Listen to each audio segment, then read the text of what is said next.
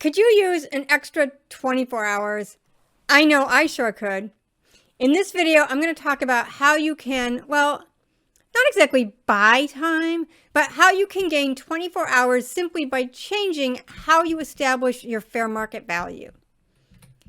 This pie chart shows how companies typically establish their fair market value, and this is specifically for tax withholding on RSU awards. You can see that most companies use the current day's closing price. The problem with this method is that when you have an RSU vesting or release event, you have to wait for the market to close to begin your tax calculations. And if that vesting or release event has triggered the IRS's next day deposit rule, which it often does, that does not give you very much time to do those tax calculations and make your deposit with the IRS. Now, in this chart, I'm particularly interested not in the green area, but in that bright orange slice, because those companies are using a different methodology. Instead of using the current day's close, they are using the prior day's close to establish their fair market value. That means that when they have a vesting or release event, instead of waiting for the market to close on the vesting or release date, they instead look back to the prior day and use the closing price from the day before to determine the value of their stock. That allows them to get a 24-hour head start on all of their tax calculations. And here's just some of the things that you could be using that 24 hours for. Determining who's subject to the Social Security wage cap. Determining who has to pay the additional Medicare tax. Determining who is subject to withholding at the maximum individual tax rate. For non-U.S. employees, determining the specific rates that apply to them. If you have mobile employees, doing those tax calculations, which we all know those can be kind of time consuming. Getting ready to make your deposit with the IRS. Sometimes you got to move some money around to make that deposit. And auditing all of those calculations, which means that that extra 24 hours will result in fewer mistakes. And fewer mistakes means less risk for the company, and that makes everyone happier. So, I know what you're thinking. Barb, this seems like it's too good to be true. Is it really permissible? And the answer is yes, it is generally permissible to use the prior day's closing value. You can see from my data, some companies are already doing it. And if I look back through NSPP surveys, companies have been using prior day close to determine their fair market value for a variety of purposes going back at least a couple of decades. This is actually something that we have discussed with the IRS representatives who speak at the NSPP conference, and they have consistently told us that the IRS really has just two primary concerns when it comes to your fair market value. The first is that if you are a publicly traded company, you are using trading prices to establish your fair market value. And the second is consistency, that you are using a consistent methodology to determine your fair market value.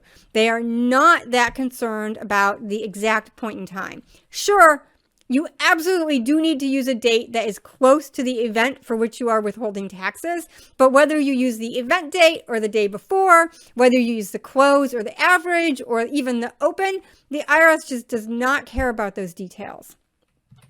We can actually look to Section 409A to get a feel for how the IRS views the definition of fair market value. This is a 409A reg that relates to determining fair market value on grant date. And what the reg says is that, sure, you can use the current day's close or average, but it's also permissible to use the prior day's close or the prior day's average or any reasonable method that involves the trading prices of the company's stock.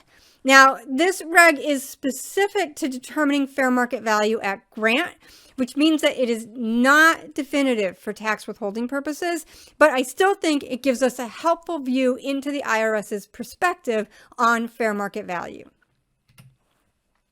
So, if I've sold you on the idea of prior day close, you're probably wondering what your next step should be. And the first step is going to be to review your plan documents and to consult your own advisors to ensure that this method is permissible for your company.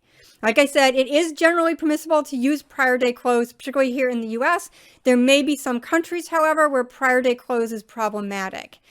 And most plans define fair market value. Now, under many plans, that definition is only applicable for grant date purposes. It does not apply for tax withholding purposes, which leaves you free to use a different definition of fair market value for determining tax withholding. But if your plan does specifically define what fair market value you need to use for tax withholding purposes, then in order to switch to prior day close, you would need to amend that definition in your plan. I expect that that amendment could be approved by the board and would not need shareholder approval. Once you have determined that it is permissible for you to switch over to prior day close for your tax withholding, the next step is going to be to document that policy. I've said that consistency is very important here, and the first step to consistency is a documented policy. I also think it is a really good idea to submit that policy up to your compensation committee and have them approve it so that they're aware of what you're doing and have blessed your process. And then lastly, you need to be consistent about it. Once you've made this decision, you need to be prepared to stick with it, I would say, for the foreseeable future. Sure, it is permissible to change your method from time to time, but the more often you change your fair market value methodology, the more likely the IRS is to question your methodology. So even though you can't actually buy time, you can gain an extra 24 hours for your RSU vesting and release events. And that extra 24 hours could really help take some of the pressure off. If you've enjoyed my video today, please subscribe to the NASPP's YouTube channel. Heck, you know what? Even if you didn't enjoy the video, subscribe anyway. You might like the next one. And thanks for watching.